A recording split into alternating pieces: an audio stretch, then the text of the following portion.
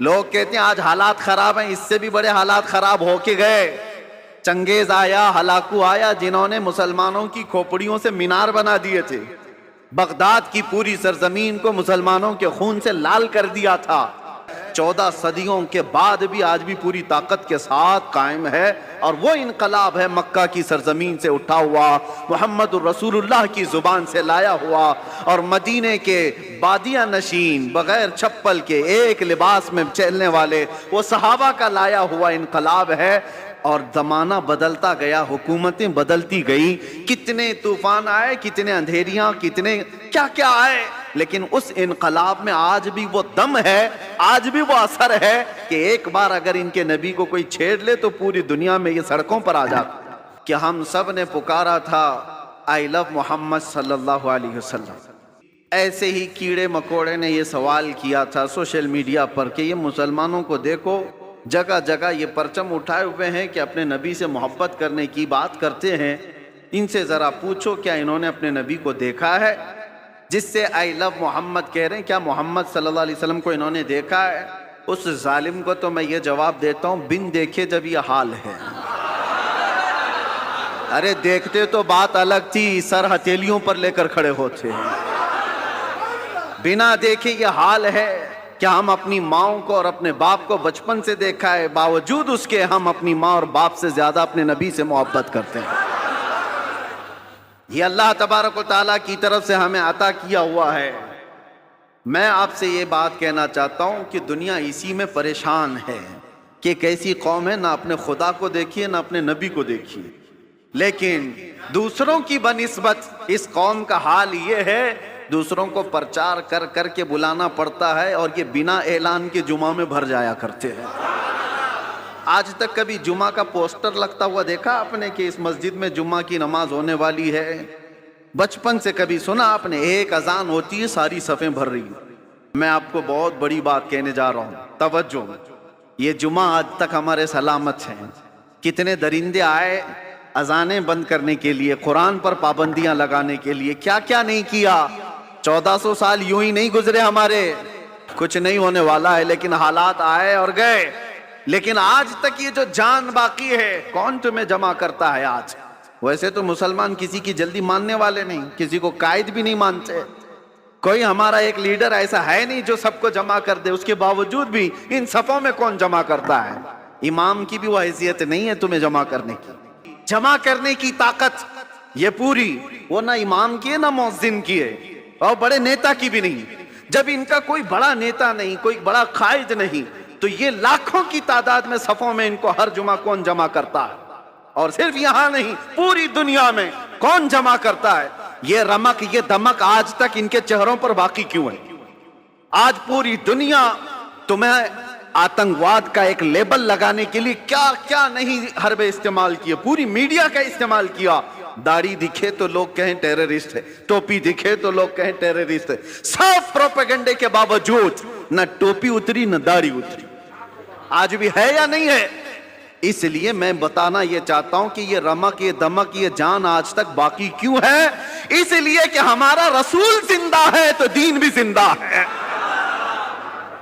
رسول زندہ ہے، اور زندہ رسول کا دین قیامت تک زندہ رہنے والا ہے۔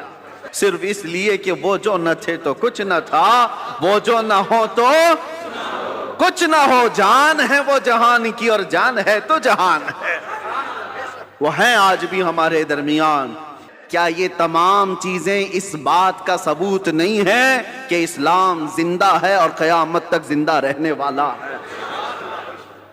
کسی بھی جگہ پر تمہیں یہ چیزیں نہیں مل سکتی، ہر جگہ بہت کچھ بدلاؤ ہے۔ ہاں میں بتا سکتا ہوں چیلنج کے ساتھ، دنیا کا کوئی بھی مذہب ہو، لائے کتابیں اور ہم بتاتے ہیں اس کے کتنے کتنے نسخے ہیں، کتنے کتنے۔ بائبل میں آج کتنے نسخے، 70 سے زیادہ نسخے الگ الگ ملتے ہیں۔ یونان میں الگ ہے اور یورپ میں الگ ہے۔ جو انجیل، Bible, old testament, new testament سب بدلی ہوئی ہیں، اور ہمارے ہاں کی کتابیں، ہمارے دیش میں جو بہت ساری مقدس کتابیں مانی جاتی ہیں، ان میں بھی ہیر پھیر، ادھر ادھر بدلاؤ الگ الگ ہے۔ لیکن افریقہ سے لے کر امریکہ تک ہند سے لے کر کے آپ کسی بھی کونے تک جاؤ، قرآن سورہ فاتحہ سے شروع ہوتا ہے، والناس پر ہی ختم ہوتا ہے۔ فرقے بہت ہوئے دین میں، اسلام میں بہت سارے فرقے ہوئے، لیکن اس میں کسی کا اختلاف نہیں آیا۔ قرآن کے 30 پارے اور 114 سورتیں جو صحابہ کے زمانے میں تھی، وہ آج بھی وہی موجود ہے۔ اس کلام پاک پر کسی کا اثر کیوں نہیں ہوا آج تک؟ کوئی قرآن نہیں بدل پایا، کوئی ایک پارہ تو چھوڑو، ایک سورہ تو چھوڑو، ایک حرف بھی نہیں بدل پایا، زبر زیر اور نقطے بھی اس کے بدل نہیں پائے۔ 1400 سال سے ایک کتاب چلی آ رہی ہے، اس کتاب کو کوئی نہیں بدل پایا۔ اللہ خود فرماتا ہے فَأْتُوا بِسُورَةٍ مِّن مِّثْلِهِ، اگر ہمت ہے تو اس کی طرح کی ایک سورہ بنا کر کے لاؤ۔ اور یہ 1400 سال پہلے کیا ہوا چیلنج ہے۔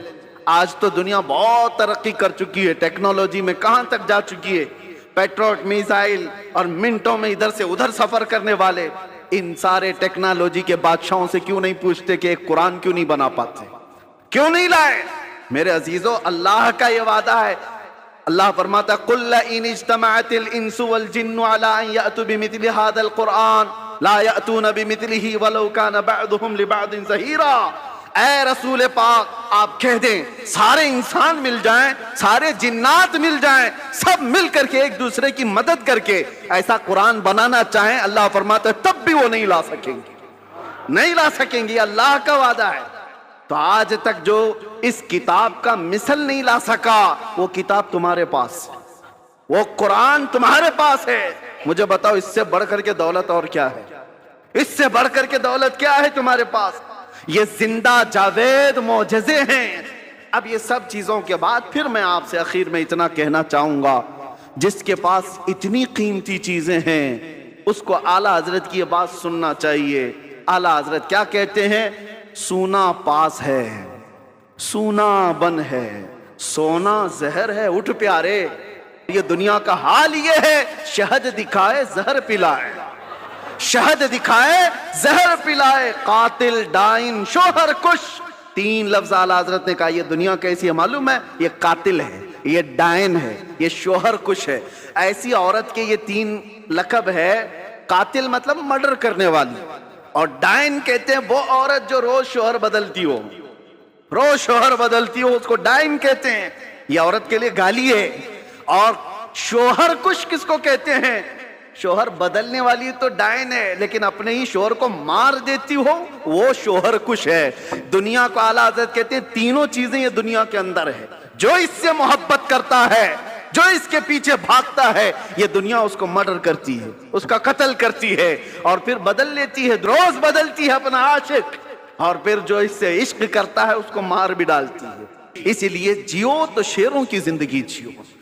اور میرے علاقے کے شیر میسور ٹیپو سلطان شہید رحمت اللہ تعالیٰ علیہ کا فرمان تھا، گیدڑ کی 100 سالہ زندگی سے شیر کی 1 دن کی زندگی بہتر ہے۔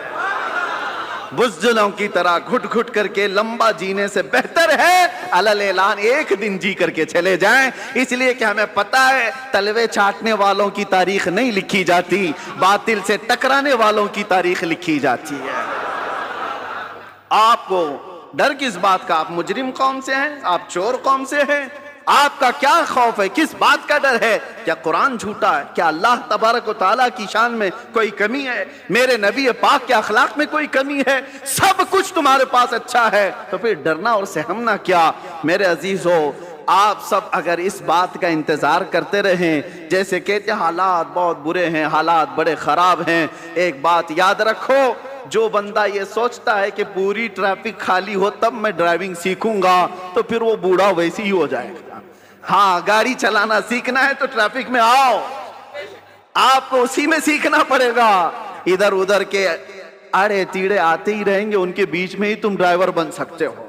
چلنا سیکھو، اور انہی حالات سے گزر کر کے نکلو گے تو اللہ تبارک و تعالیٰ قوت کے ساتھ تمہیں جمع فرمائے گا۔ وہ قوم کبھی کامیاب نہیں ہوتی جو گھر میں بیٹھ کر کے مانگ رہی ہے کہ مدد آ جائے، مدد آ جائے۔ اگر ایسی ہی مدد آتی تو میرے نبی صلی اللہ علیہ وسلم 313 کو لے کر بدر تک نہیں جاتے، وہ مدینے میں بیٹھ کر دعا کرتے تو اللہ مشرکین کو ویسے ہی ہلاک کر دیتا۔ اگر نبی پاک صلی اللہ علیہ وسلم مسجد نبوی سے ہاتھ اٹھا دیتے، احد کے سارے مشرکین ویسے ہی مر جاتے۔ میرے نبی اپنے گھر سے نکلے، صحابہ اپنے گھر سے نکلے، میدانوں میں آئے اور اپنی طاقت و قوت کا استعمال کیا، اس لیے کہ یہ امت کو بتانے کے لیے کہ امت کا مزاج ایسا نہ ہو کہ کچھ بھی مصیبت آئی فاتحہ دلایا، دعا کیا، اللہ اس کے منہ میں کیڑے پڑ جائیں اور اس کو ایسا ہو جائے، اس کو ایسا ہو جائے، چادر اوڑھ کے سو گیا۔ میرے عزیزو، یہ مجاہدین کی زندگی نہیں ہے، مجاہدین کی زندگی یہ نہیں ہوتی، مومنین کی زندگی بھی یہ نہیں ہوتی، بلکہ مومنین کی زندگی یہ ہے جب تک اللہ نے بولنے کی طاقت دی ہے حق بات کا اعلان کر کے جاؤ۔ اگر امام حسین رضی اللہ تعالیٰ عنہ کے ماننے والے ہو تو کبھی دل پر ہاتھ رکھ کر کے سوچو، ایک بار صرف اگر امام حسین سمجھوتا کر لیتے تو ان کا پورا خاندان بچ گیا ہوتا۔ ان کا خاندان بچنا کیا، مدینے کی گورنری مل جاتی، بہت بڑی وزارت مل جاتی، لیکن حسین اعظم کا مزاج یہ تھا، نہیں، جب کفر و شرک یا فسق و فجور چھا رہا ہو اس وقت سمجھوتے نہیں کیے جاتے، اس وقت میدان میں نکل کر حق بات کا اعلان کیا جاتا ہے، چاہے گردن بھی چلی جائے۔ حسین کا یہ مزاج ہے، ہم یہی اعلان کرنا چاہتے ہیں، اگر گردن چلی بھی جاتی ہے ہمیں اس کی پرواہ نہیں ہے، کیونکہ ہم پروانے ہیں اور شمع کے اطراف مٹنا ہی پروانے کا کام ہے، شمع کے ارد گرد مٹ جانا ہی پروانے کا کام ہے، اور ختم ہونے سے کسی کے اسلام ختم نہیں ہوتا، اسلام زندہ ہوتا ہے ہر کربلا کے بعد۔ آپ کو بتاؤں، ابھی بھی ہم جمعہ پڑھیں گے، آپ کی پیشانیاں سجدے میں جاتی، سب کی پیشانیاں سجدے میں جاتی۔ ایک بات کا خیال رکھنا، انسان کو زندگی میں سب سے زیادہ ضرورت کس چیز کی ہے؟ وہ رزق کی ہے، کھانے کی ہے۔ کھانا کھائے بغیر انسان زندہ نہیں رہتا، مال نہ ہو، کپڑے نہ ہو تو بھی جی لے گا، گھر نہ ہو تو بھی جی لے گا، کھانے کے بغیر نہیں رہ سکتا۔ کھانا تو اس کے لیے، یہ تو پیٹرول ہے، بغیر اس کے انجن چلے کیسے؟ لیکن آپ نے کبھی محسوس کیا، بکری کو بھی کھاتے ہوئے دیکھا آپ نے، بیل کو بھی کھاتے ہوئے دیکھا، بھینس کو بھی کھاتے دیکھا، اونٹ کو بھی دیکھا ہوگا، جس کو بھی دیکھا ہوگا۔ جانوروں میں اکثر و بیشتر، اکثر، حتیٰ کہ شیر کو ہی لے لو، وہ جب بھی کھاتے ہیں تو چاٹ کے کھاتے ہیں زمین پر۔ کھانا کچھ بھی ڈالو آپ، چارہ، بکری سر جھکا کر کھائے گی، بیل سر جھکا کر کھائے گا، بھینس سر جھکا کر کھائے گی، لیکن قربان جاؤ رب تبارک و تعالیٰ کی اس عطا پر کہ اللہ نے تمہارا سر رزق کے سامنے بھی جھکنے نہیں دیا۔ کیوں؟ جو سب سے زیادہ ضروری ہے تمہاری زندگی میں وہ رزق ہے، رب تعالیٰ نے ہاتھ دیے، اٹھاؤ اور کھاؤ، اس لیے کہ پیشانی اس رزق کے سامنے نہیں جھکنی ہے، رزاق کے سامنے جھکانا ہے، رزاق کے سامنے جھکانا ہے۔ اس پیشانی کو اللہ نے اتنا محفوظ رکھا ہے، اتنا محفوظ کہ ہم اپنی سب سے زیادہ ضرورت مند چیز پر بھی نہیں جھکتے، نہ ہم اولیاء کے سامنے جھکتے ہیں، نہ ہم رسولوں کے سامنے، نبیوں کے سامنے، کسی کے سامنے سر جھکانے کی اجازت نہیں ہے۔ سجدہ کرنا ہے تو صرف اور صرف اللہ رب العزت کی۔ یہ ہماری شریعت ہے کہ نہیں ہے؟ سجدہ کسی کے لیے نہیں جائز۔ اللہ کے نبی نے فرمایا ہے اگر سجدہ اللہ کے علاوہ کسی اور کے لیے جائز ہوتا تو اللہ تبارک و تعالیٰ سب سے پہلے اپنے نبی کو سجدہ کرنے کا حکم دیتا۔ اللہ کے بعد سب سے بڑا مقام رسول اللہ کا ہے۔ یہ پیشانی اتنی محفوظ اللہ نے رکھی، خالص اپنے لیے بنایا، اپنے لیے بنایا۔ آج اس پیشانی کا ہم کہاں استعمال کر رہے ہیں، کس کے سامنے جھک گئے۔ اسی لیے میرے عزیزو، اگر تم دنیا کے سامنے جھکتے رہو گے، ذلیل ہوتے ہی رہو گے، ذلیل ہوتے ہی رہو گے، اور ایک جگہ نہیں 1000 جگہ جھکنا پڑے گا، 1000 جگہ۔ اور اقبال اسی کو کہتا ہے، وہ ایک سجدہ جسے تو گراں سمجھتا ہے، وہ ایک سجدہ جسے تو بھاری سمجھتا ہے، ارے 1000 سجدوں سے دیتا ہے آدمی کو نجات۔ ایک بار یہاں جو جھک گیا اللہ اس کو دوسری جگہ جھکنے نہیں دیتا، تمہاری پیشانیوں کو محفوظ رکھتا ہے۔ الحمدللہ ہم نے پریکٹیکل دیکھا بھی ہے یہ ساری چیزیں کہ اللہ اس کے رسول کے لیے جو مضبوطی سے کھڑا ہوتا ہے اللہ حالات اس کے لیے ویسی ہی مناسب فرما دیتا ہے۔ ہم نے اپنے سفر میں دیکھیں کیسے کیسوں کو دیکھا ہے۔